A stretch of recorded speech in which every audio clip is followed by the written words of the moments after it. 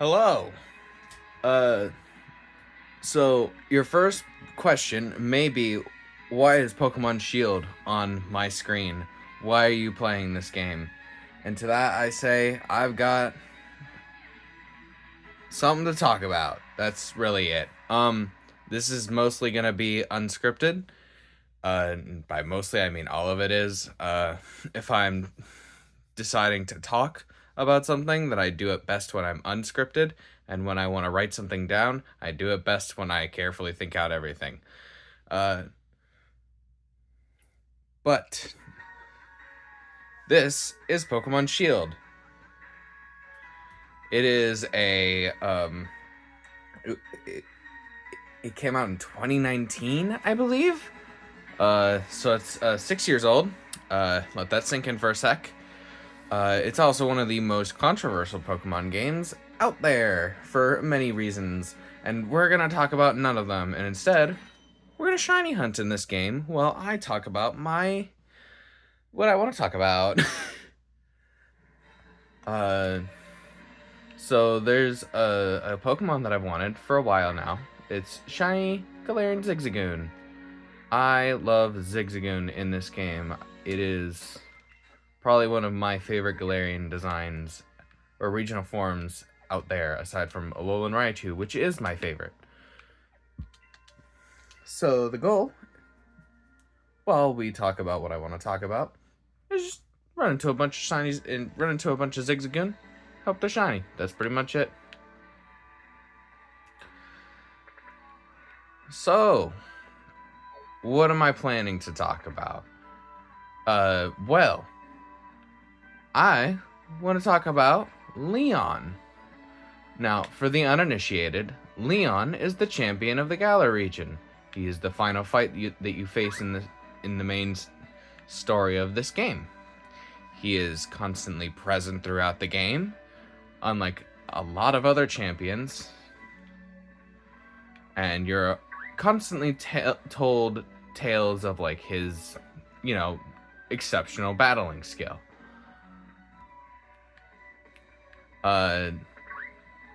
Now, am I going to say that these games are perfectly written? No. In fact, this is like one of my least favorite Pokemon stories out there. And it's not because it's not like interesting. In fact, the problem is that it is interesting and just nothing happens. But that's not, again, the story, not necessarily the point here. We're talking about Leon himself, the character. So many people hate Leon. It's actually kind of unfortunate. Both unfortunate and also like almost funny in a way. Okay, these guys are just not showing up. Normally Zigzagoon shows up here pretty frequently, but I guess they are taking a nap.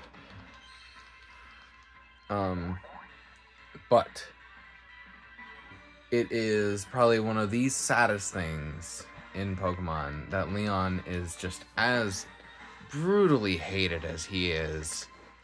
Because in my opinion, he's a pretty good champion. No, get out of the way, Squillet. Just want to do like a double check. Now, of course, many people, when I keep on saying he's the champion of Galar and just, normally stating it, there's gonna be someone that'll probably be like, they'll do like the mocking, like, you mean the unbeatable champion of the Galar region. So, point number one. Leon is not the unbeatable champion. He is the undefeated champion. For those of you who may have asked, what's the difference?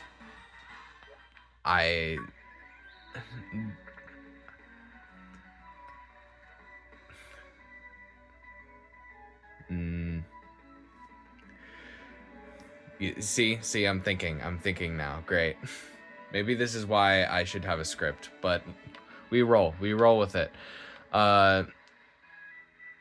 But for those who ask, what's the difference? The difference is essentially in how we're like phrasing it. So, undefeated is just a simple it's a simple title. It means he hasn't been defeated since he started his gym challenge. Unbeatable claims that he is unbeatable. Now, I don't think that Leon has ever been called unbeatable. Ever, actually. Maybe Hop has called him unbeatable like once or twice. But as far as like most other like characters in the game and stuff like that, they refer to him as the undefeated champion. And all that means is that he just got an undefeated streak. And that's it.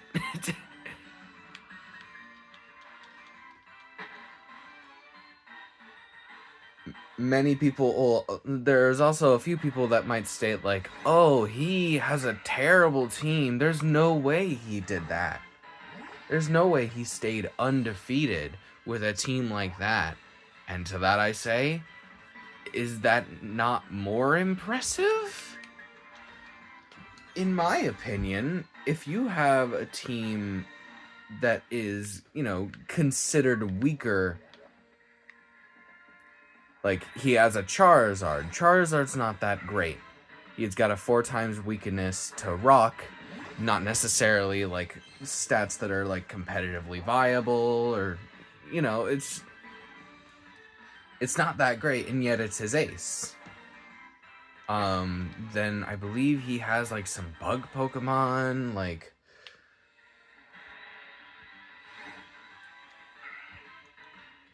people see that as a detriment, and to that I say, is that not more impressive?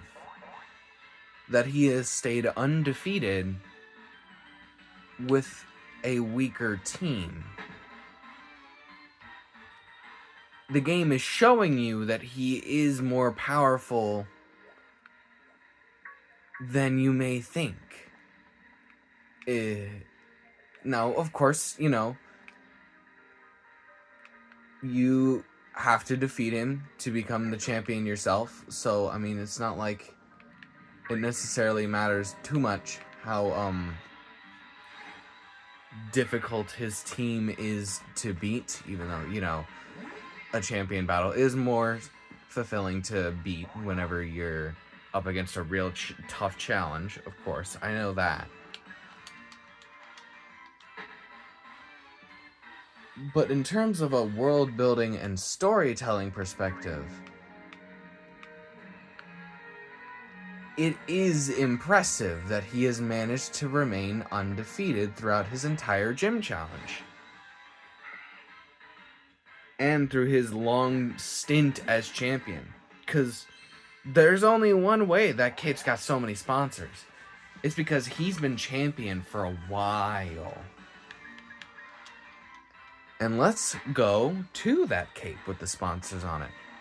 There's so many, not so many, but there's quite a few people who I've seen that hate how flashy he is.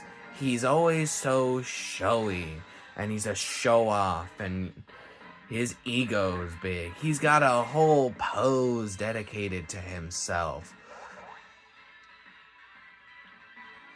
And, did we forget that Pokemon battling is a celebrated sport here in Galar? That is, like, a massive deal? Like soccer in every other area of the world. American football in America, Kinda like that. The gym challenge in Galar is kinda like the Super Bowl to the Galarian people. So, the most powerful trainer is probably gonna be backed. He probably gets paid for his work. He has sponsors. He's got branding, 'cause he needs it. He's the champion. And the people around him consider him a very large figure. So he has a catchphrase. Let's have a champion time. He's got a pose. He calls it the Charizard pose. He does a little flick up in the air, sort of in the shape of Charizard's head. He's got a cape that's got a bunch of sponsors on it. And yet, when he's serious about battling, he throws it off.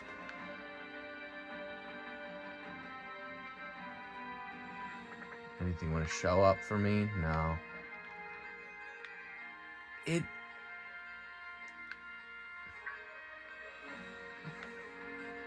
And that kind of circles back to something that I've thought about for a while now, and it's that people do not pay attention to the stories told in Pokemon games.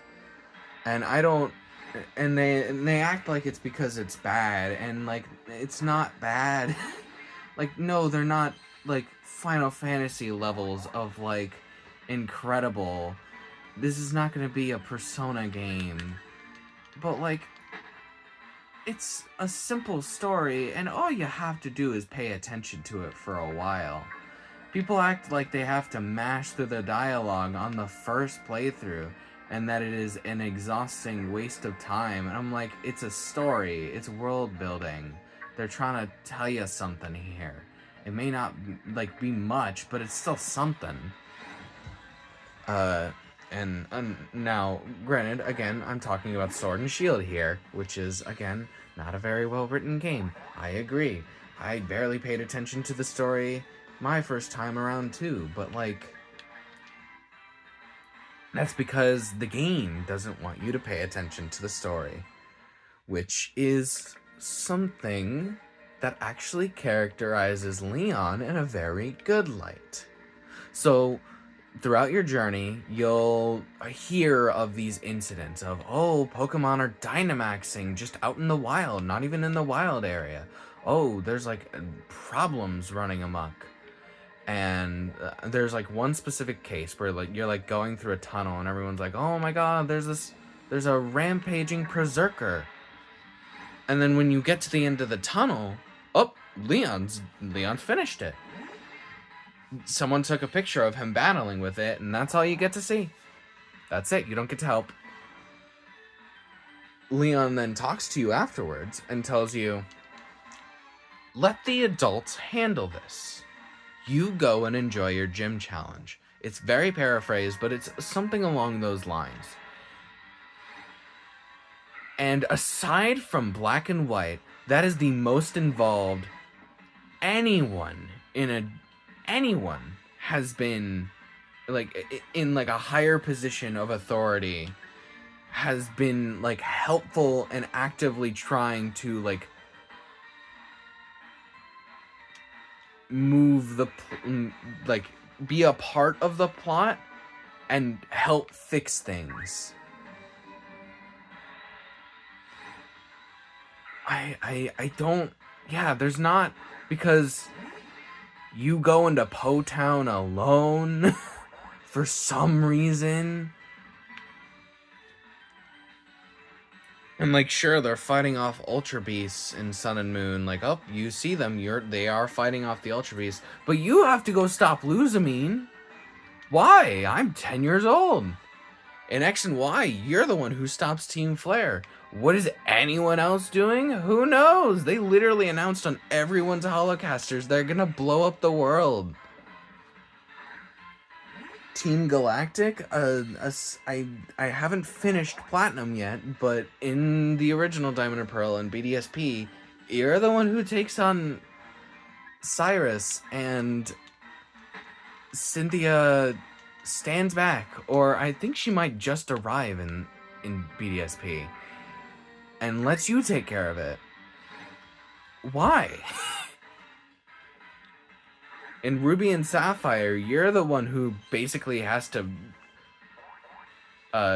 chase Team Magma and Aqua around the place, and then you still don't convince them that, like, they're being idiots. and they only just realize they're being idiots once they've actually caused a catastrophe, and then you have to solve the catastrophe for some reason.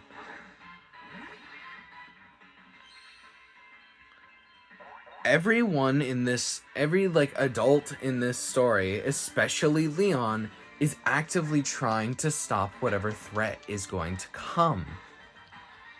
Heck, Leon is personally invited by Chairman Rose to have a talk about Galar's future, the one thing that Chairman Rose is desperate to preserve, even if it's thousands of years down the line. And Leon's like, yeah, sure, alright, buddy. How about the Galar of today, though? Like, I've got a champion match tomorrow. We're trying to at least have a little fun. Like, can this wait? And then, because it doesn't wait, suddenly, Eternatus is just unleashed on the Galar region. And you know who's first to the crime scene? Leon, trying to catch the damn thing. In a Pokeball, for sure. That's weird. At least in the anime, they made him use an Ultra Ball. But, like, he actively fights and tries to catch Eternatus to save everyone. What other, like, person in a position of power or status or anything in, like, a Pokemon game has ever done that? That's a big... When has anyone ever done something like that in a Pokemon game? No one? No one? Right, yeah, no one. In Black and White 2, you go into the cave that Getsus is in with his Black Kyurem and or White Kyurem alone. And he tries to kill you. And you're lucky that N arrives in time to save you on his Reshiram and or Zekrom. But Leon is actively on top of things, trying to make sure that the Galar region stays safe, so that they can still have fun, so that the kids can still have fun in their gym challenge, and that people can enjoy the sporting event that they love so much, as well as just, you know, being a good champion. Like, let's be honest, in Diamond and Pearl, Cynthia don't do much. Like, not at all. Like, what does she do? Real talk, what does she do in the original Diamond and Pearl? You're probably talking about all the events in Platinum. Which, again, I haven't played that yet, but I might know those events. But in Diamond and Pearl, she gives you the secret potion. Gotta be worth something, right? Hey, make those Psyduck's headaches go away for sure.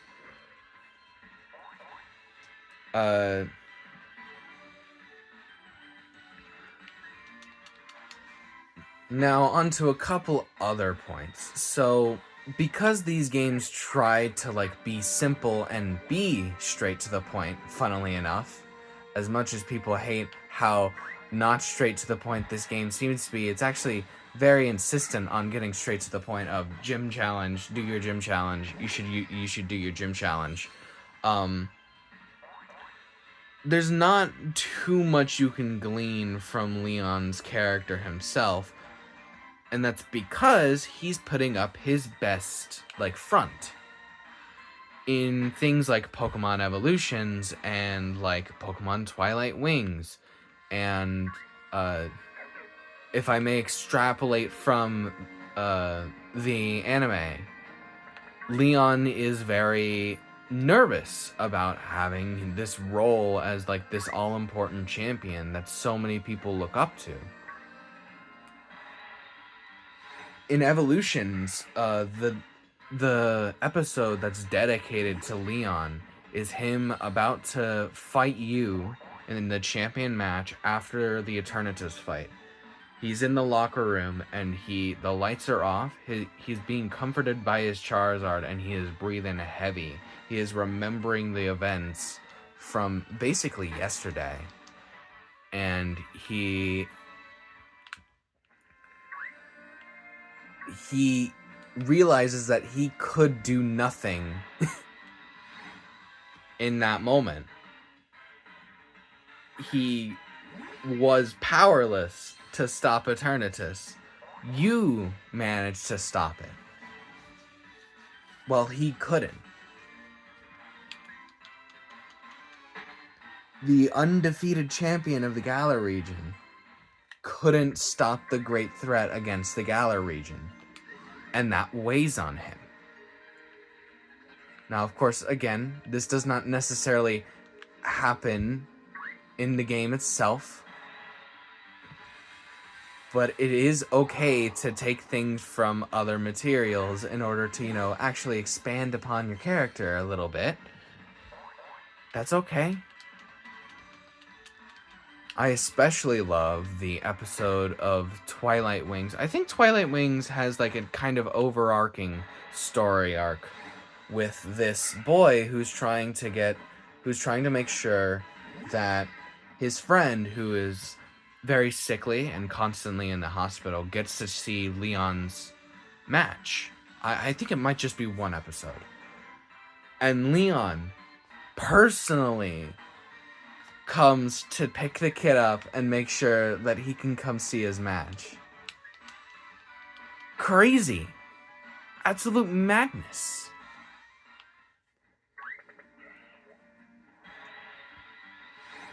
Leon tries his absolute best to be this person that the entirety of the Galar region wants him to be. There's a lot of weight on his shoulders. There's a reason why he does all the flashy and cool things, and that's because the people at Galar love it. You may think it's cringe, but everyone else thinks it's awesome. And that's too bad for you.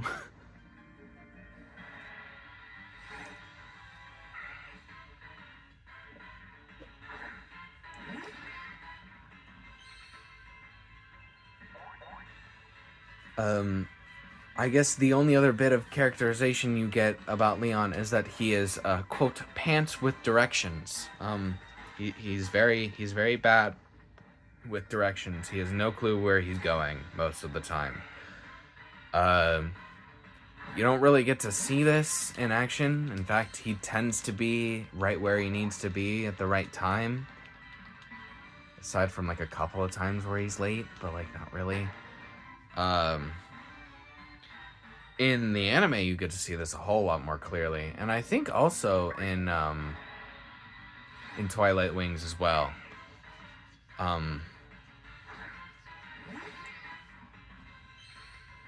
Yeah, not much more to it than that. Like I said, I'm not claiming that Sword and Shield has a great story with great characters. I'm just trying to say that Leon's a pretty good champion for like the most part.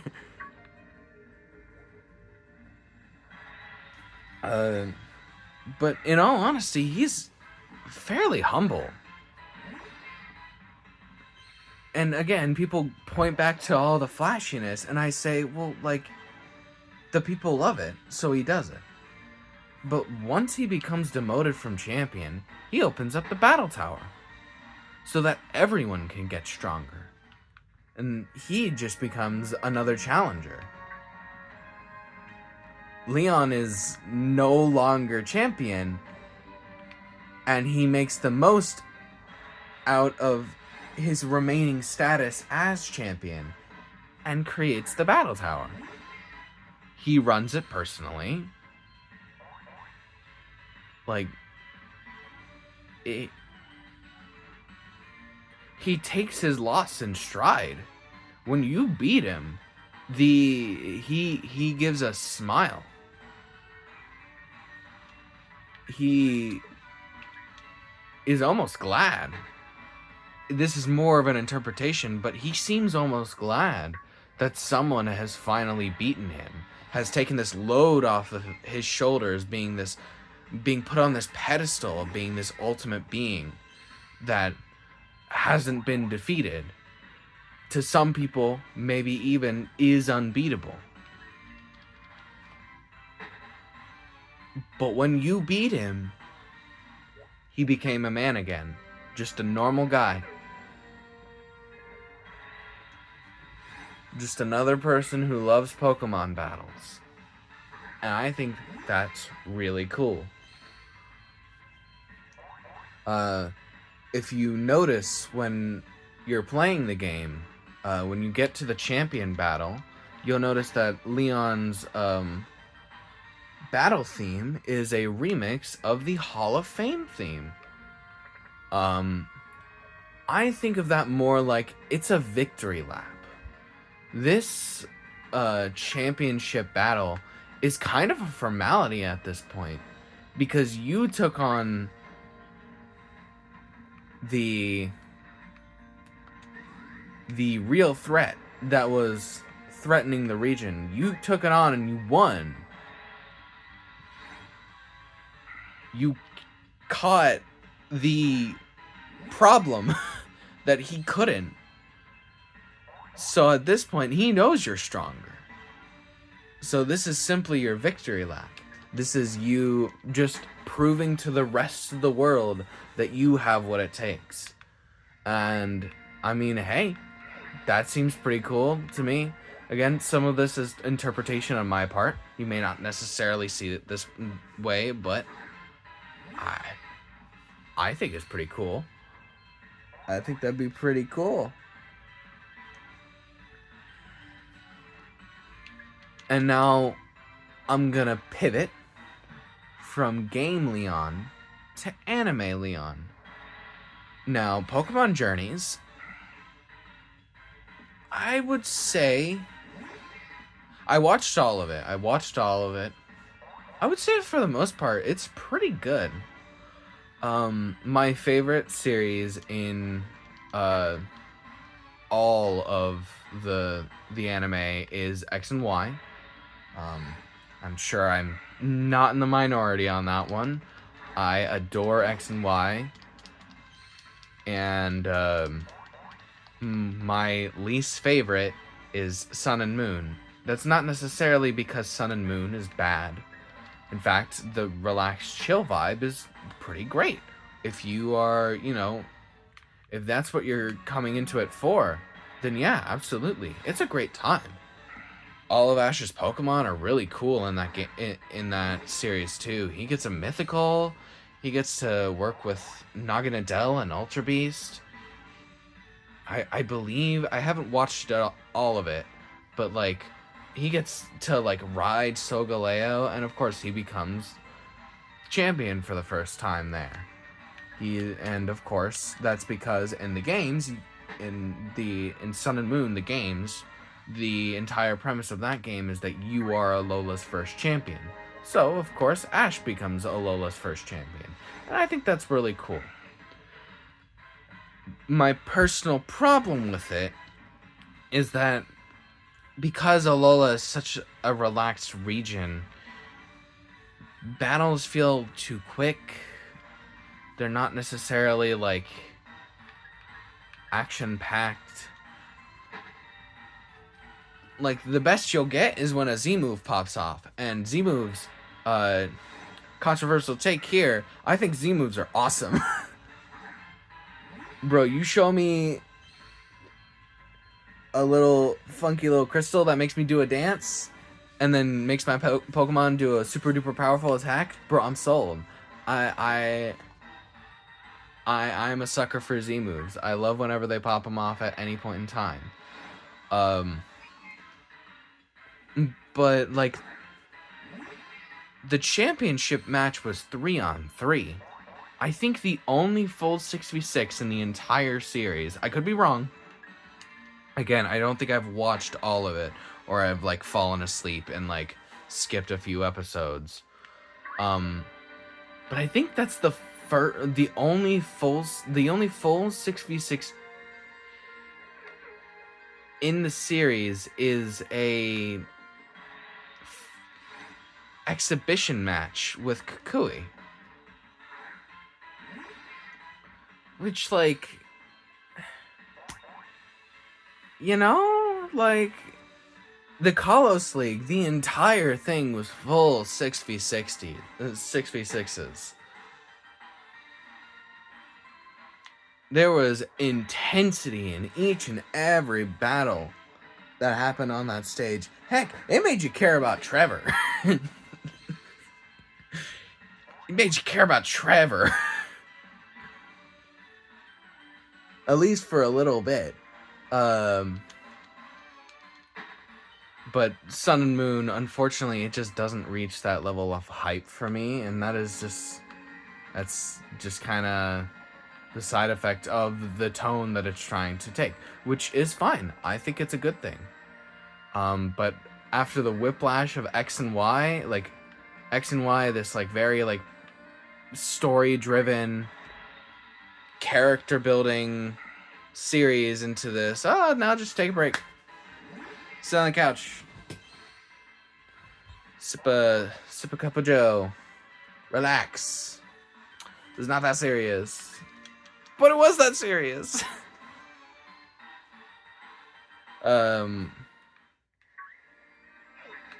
But Journey is basically kind of mixes the two vibes, and I think it does it fairly well.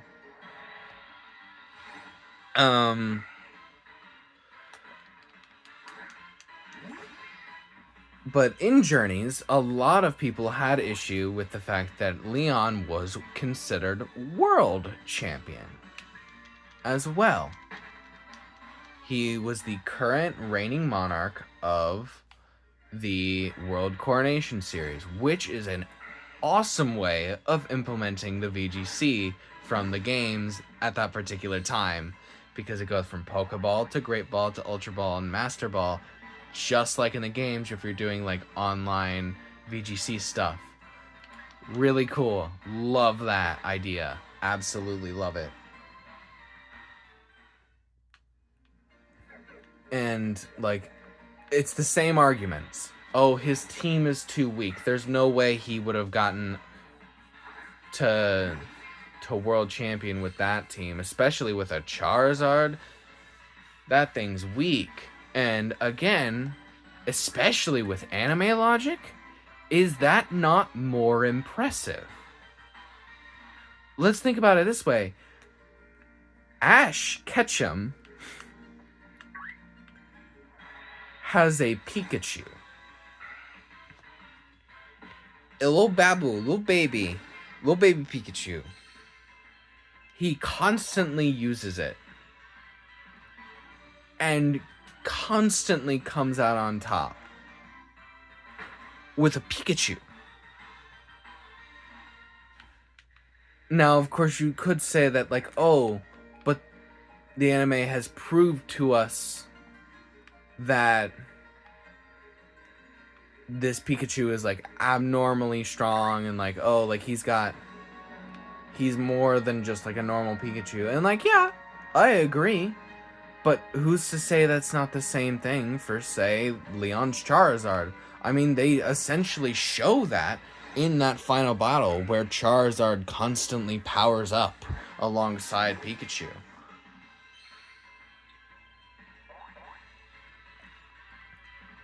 And I believe they also show off his power, like whenever he defeats Lance. Lance, the first thing you see is an exhibition match between him and Lance. And he beats Lance, who brought out his shiny Gyarados against his Charizard. And he wins that matchup.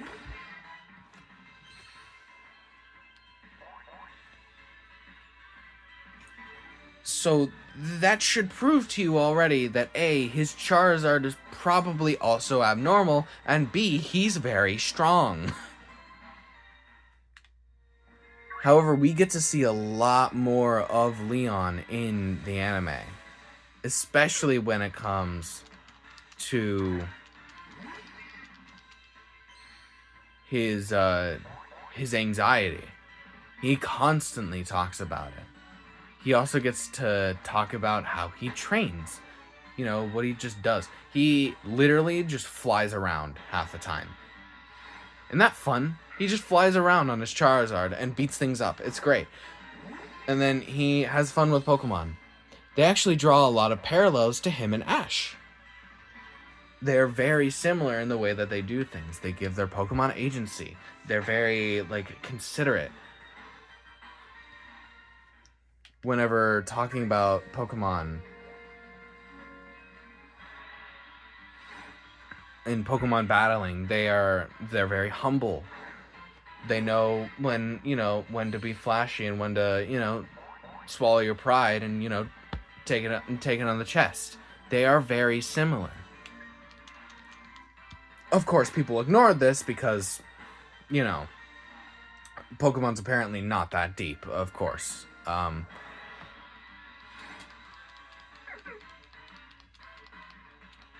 And I'll admit, like, Journeys isn't perfect. Journeys does a lot of things that I wish it didn't do. Such as the Serena episode, where they explicitly distract Ash to make sure he does not meet up with her for the entire episode. And only meets her at the end for a grand total of, 10, 20 seconds? There is also the fact that they bring Alon into the Masters 8 tournament. And then he gets matched up with Leon, so you know that he's just gonna get his ass beat. Like, man! However, when it comes to the actual matchups, the actual matches that Ash has, such as Steven, Cynthia, and of course that final battle with Leon, fantastic. They're so well done. I wish that Steven's match was a 6v6, but he still took down those Pokemon in a 3v3. His Metagross especially. And then the full 6v6 against Cynthia. If you've watched that match, you know that after he beats her, he's in pure shock. Like, he doesn't believe that he just won. He considers that moment like the oh my god, I have a chance of winning this moment. And then when he gets to Leon, it's not about necessarily proving he's the better trainer, or, because again, both of them are more so above that. What they're after is just having a good time while Pokemon battling. And the one who is the better trainer is just gonna come out on top. That's just the case. And they both know that. They do several flashbacks to Leon's childhood, like his very first Pokemon battle with Sonia, where I believe they even apply this in the games too. Sonia was much better at Pokemon battling than Leon when he first started, but once he got much better and outclassed Sonia to an extreme degree, Sonia just kind of stopped. She became a professor, or at the very least, the professor's assistant. I'll check you and see if you know.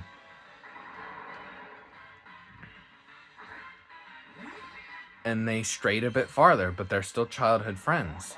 And they pull that up in the anime, and they're very, clear about, they have the same kind of ideals and, judgments of people and Pokemon. It's simply, this fight is gonna be epic. Who's gonna win? And thankfully, it was Ash in the best freaking way possible. But it's still a good match. I mean, his Cinderace had Libero. That's crazy. Protein is a crazy ability already. But, of course, being able to, swap to a ground type on the fly is insane.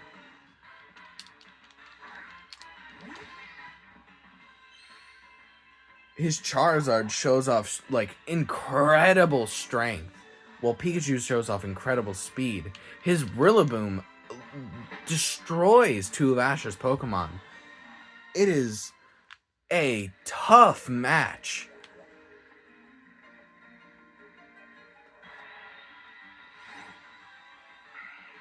And, I mean, heck, Leon even points out, when Mr. Rhyme comes out and finishes off, I think it's his Surge Fetched, he says that win was Inteleon's win because he's the one who did the damage that allowed Mr. Rhyme to finish it off.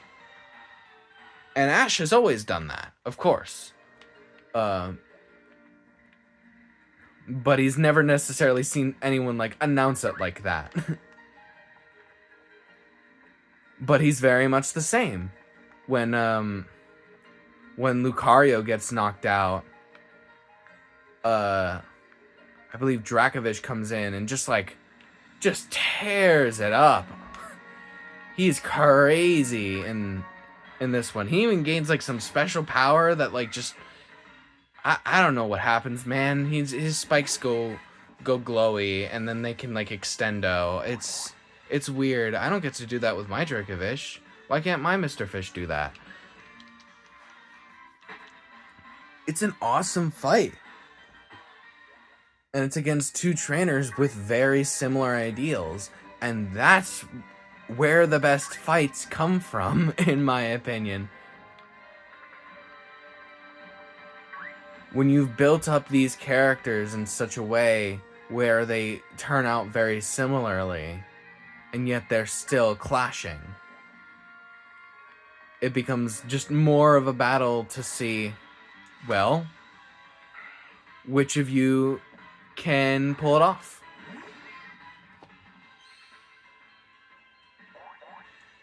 And of course, Leon, again, constantly helping out. Leon in the Sword and Shield arc is on top of things, just like he is in the game, immediately trying to get Eternatus. He uses an Ultra Ball this time. Big, very big.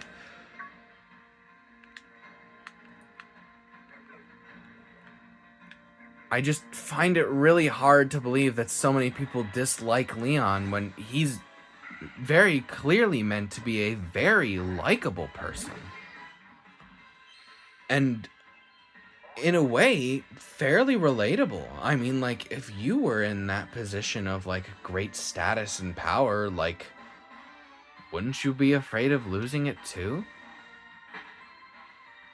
Let's say you're a chess prodigy.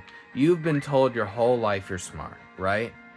You're smart. You know how people tick, you know? And you can read a chess match like the back of your hand.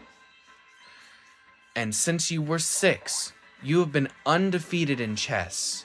You have gone to, like, championships on wherever chess does that, you know? Again, this is mostly just an example. I'm not too knowledgeable in chess, right? But, again, example.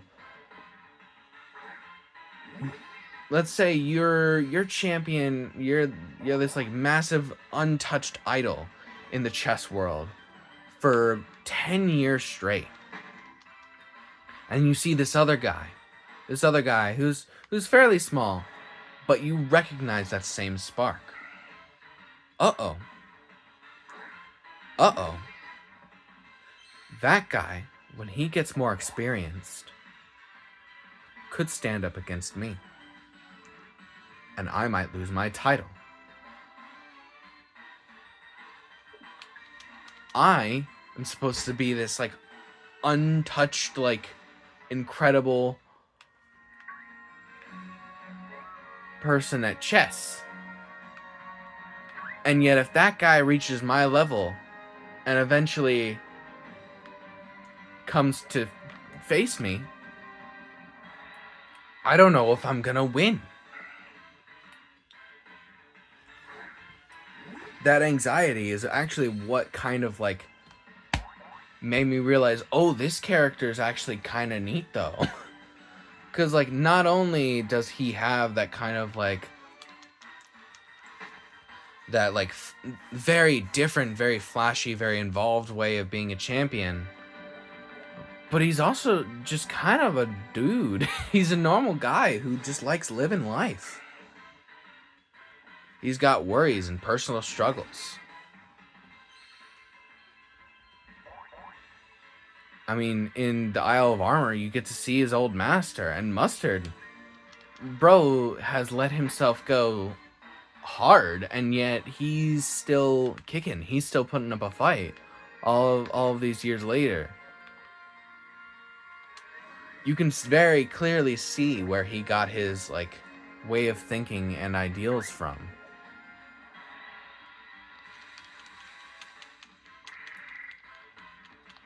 This is probably going to be an unsuccessful day of shiny hunting. I've never had much luck in these games, but that's okay. Again, this was mostly to be a background to my talking.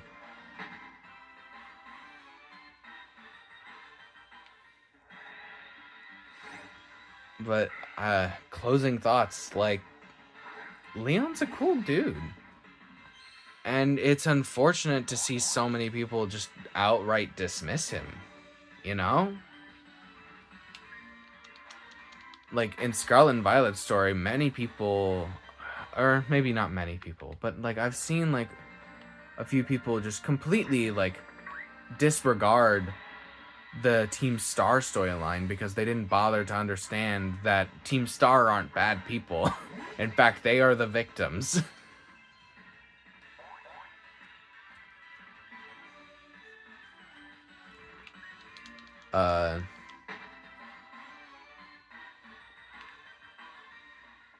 And I guess that just, again, goes into that whole thing that I was kind of going on about earlier, is that Pokemon may not have, like, Emmy-winning, Oscar-winning stories, but, like, they're still stories. They're worth your time. It only takes about, like, 15 to 20 hours. Or, yeah, 15 to 20, sometimes 30. It's not that long compared to most RPGs. Most RPGs are 40 or more. You're lucky if one's like 15 to 30, and that's usually because they're old.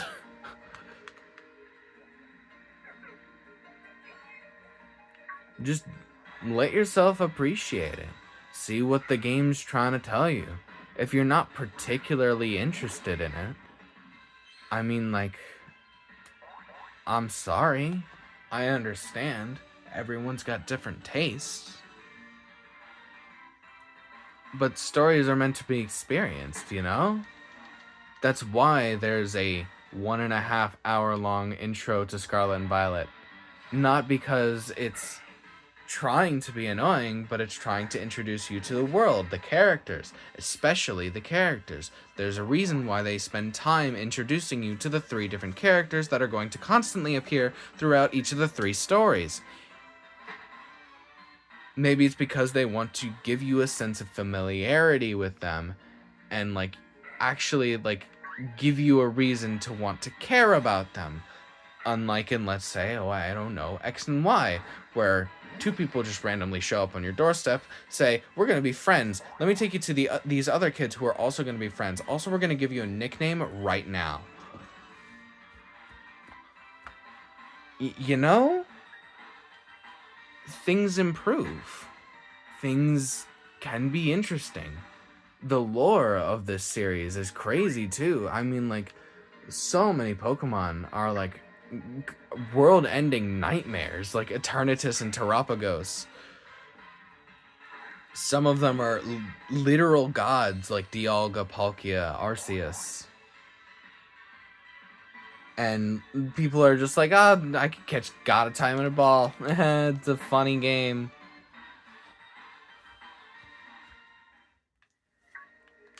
So when they see a character like Leon, who is on surface level flashy, he has been called the undefeated champion. Hear that a few times through a telephone, and it sounds like unbeatable. And I can see where it comes from. But it wouldn't kill you to look into things just a little bit more. Try to at least understand what's happening and what's going on, you know? Don't just dismiss something entirely just because, I don't like these particular games, so I'm gonna just not like everything about it. You can appreciate several things about you know, middling games. A lovely game I played recently, Sonic Forces, is mid. Like, it doesn't do much. Not much happens in the game. You don't do the levels you go to. What do they do? Who knows, man? But I appreciate Infinite.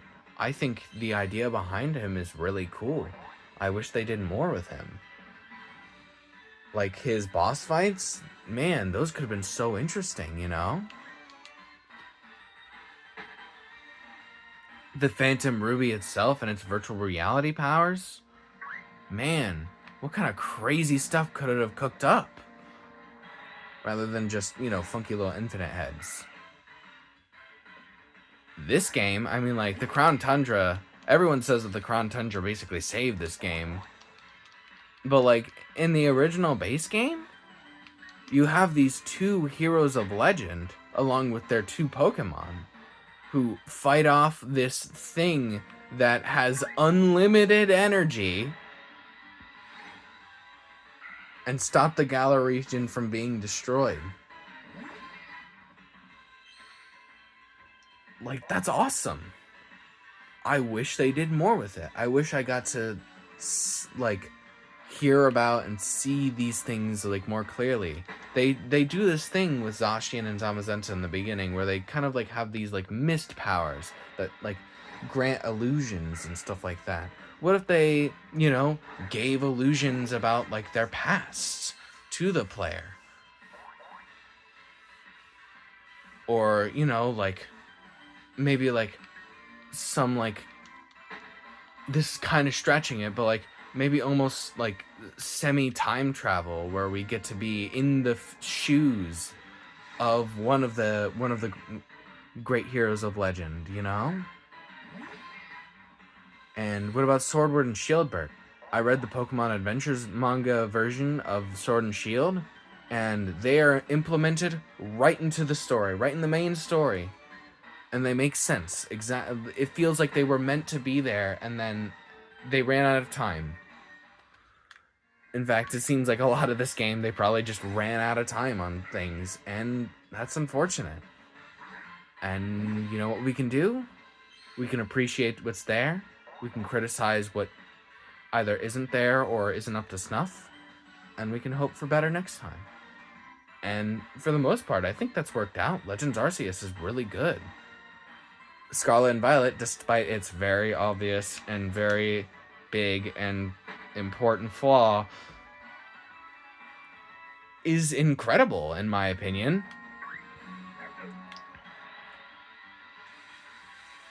If not for, like, Legends Arceus just running at a stable frame rate, it'd probably be my favorite Pokemon game to date.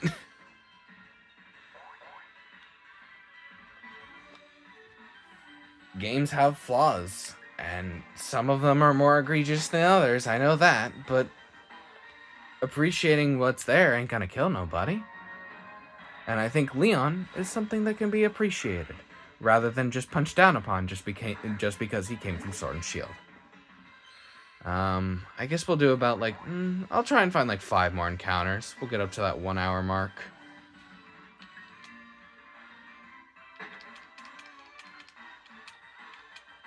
I don't think it's gonna happen today, but hey, we did at least try. The only Shiny Zigzagoon I've ever gotten are the ones from Go. I think they had a couple events where Shiny Galarian Zigzagoon was more prominent, and I picked up some there, made some Obstagoons. I love their Shiny so much, and I've not been able to get one in this game. I have the Berserker that you keep seeing on screen. That's the first and only one that I've ever actually, like, actively Shiny hunted, and that's because I got bored, I think, one day, like on summer break or something like that, and I basically spent the whole day hunting, and I got it after so many encounters. I think I couldn't tell you, but it took so long. But I finally got him, and I named him Hector. Very, very great name, for sure. I always love naming my Pokemon silly things, like, I guess not silly things too, but like extremely normal things, like naming a starter Pokemon Mark. I think that's really funny. Of course, not everyone sees it that way, such as some of my friends that may watch this. We'll clear out all the Zigzagoon here. I see there's a lot of them. And if there's not any, we'll end it here. If you watched all of this, thank you so much. That was a lot of unscripted nonsense you just heard. Talking about a fictional character in a fictional world that doesn't really matter in the grand scheme of things. But, you know, I think it's good to be passionate about things. I'm passionate about so many of my interests, and it feels great to talk about them. I will be doing Superstars Part 2 at some point in time. I'm kind of like in a Pokemon mood because Pokemon Day is coming up. I'm sort of expecting, at the very least, some information about Legends ZA. Getting hyped for it. I played through X and Y recently. My opinion hasn't changed after my 4th playthrough.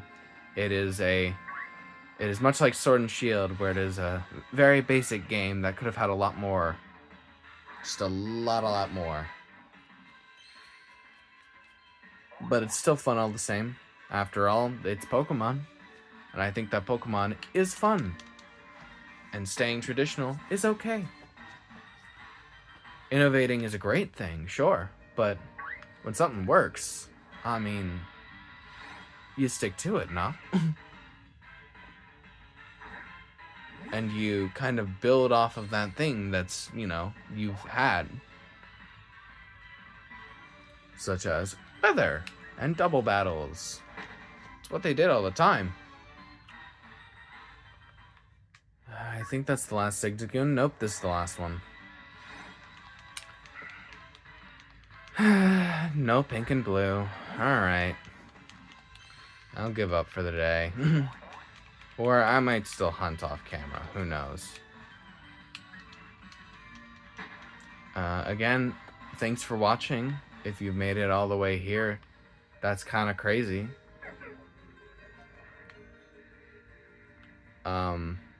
I hope that my ramblings were enjoyable. Of course, you know, a script could probably help, you know, any like dead space and stuff like that, but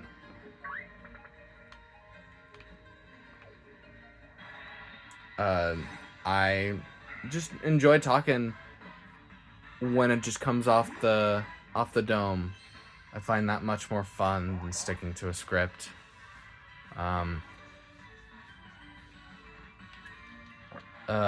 My laptop got shorted out, so don't really have editing software, so I can't really edit out some of these long pauses, but hey, you know, this is more of my lovely voice that hopefully you like because you've listened to an hour of it.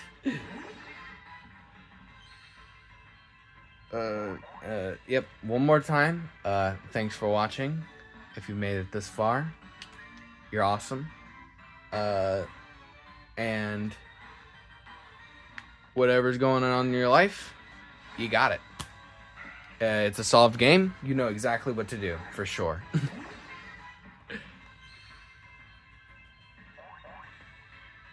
And no Shiny Zigzagoon. Sag.